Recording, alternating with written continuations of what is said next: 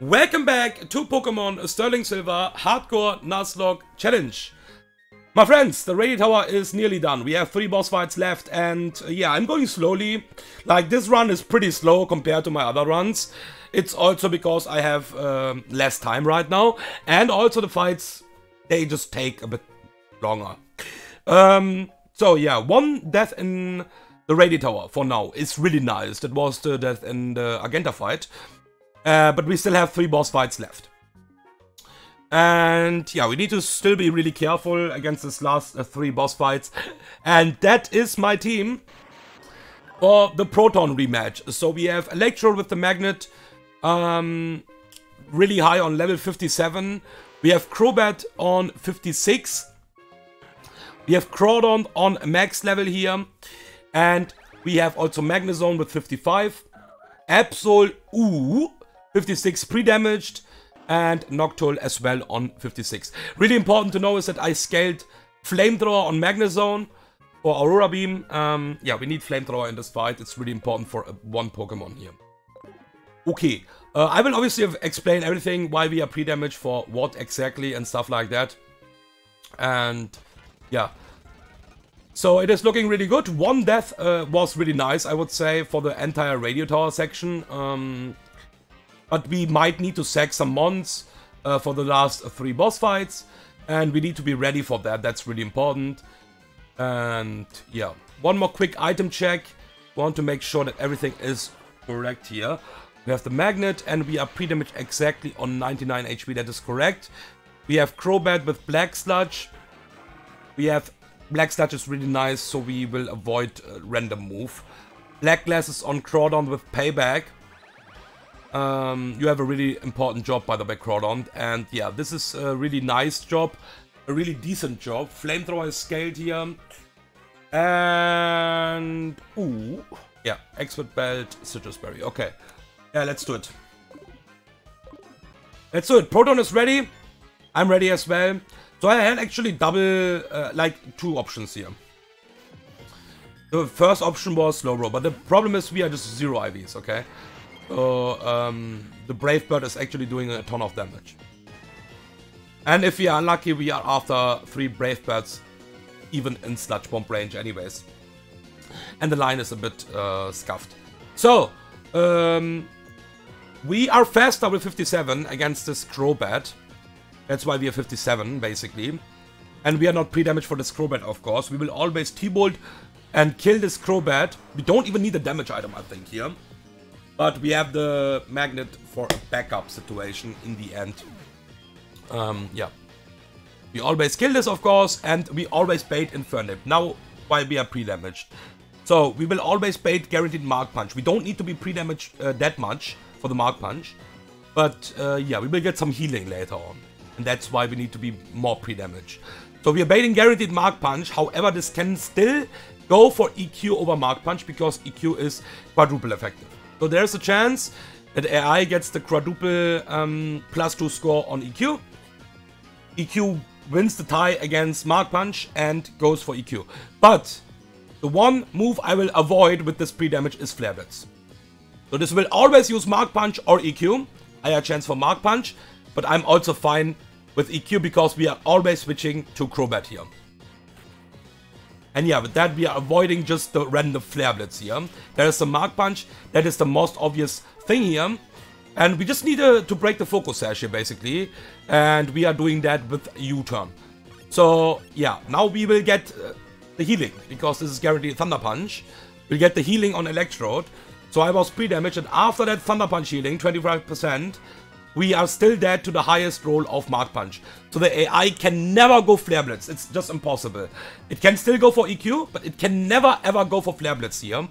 Because the score is just makes it like that.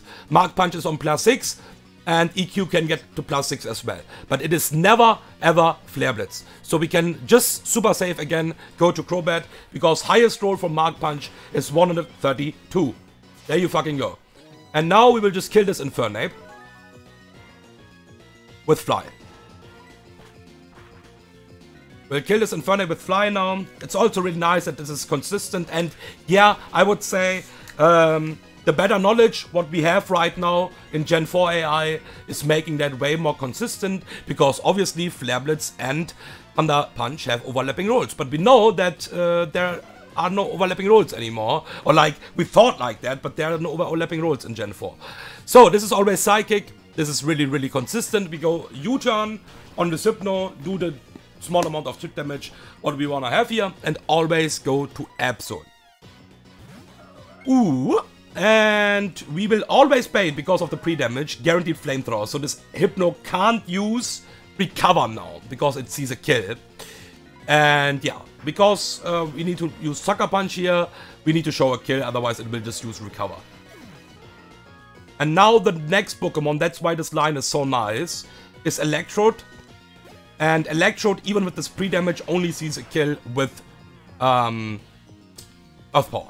So we can always go to Magnezone, super safe. Switch to Magnezone, on the guaranteed Earth Power, we are Levitate, so we don't fucking care. We always kill this with Flamethrower and never die to Thunderbolt crit. So this is always Thunderbolt, I believe. And yeah, we just don't care. With the free switching, we are safe, always here. Flamethrower always kills this without a damage item. And that was my safest play against this Electrode, by the way, from my box. Everything else was just dying. My Ground Mons was just getting a ton of damage.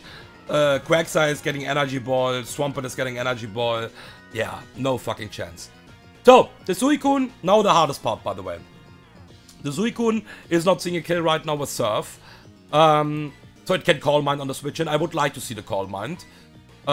If this is Surf, we can even die to a double crit already. There's the fucking Surf, okay. Okay. We will knock off. There's a Calm Mind, their first Calm Mind. I need this knockoff. I need this knockoff. And I don't even mind. Oh, shit. There was a lot of damage. We'll just pay back. Ah, God. It is not going for rest. Okay. It's fine. We hit the range. Okay. That was a really good range. We just hit the range. Now the hardest part. I just need to check if I'm in AP range. Because it looks pretty good that we are maybe not in AP range. I will not take that. And maybe this is riskless now.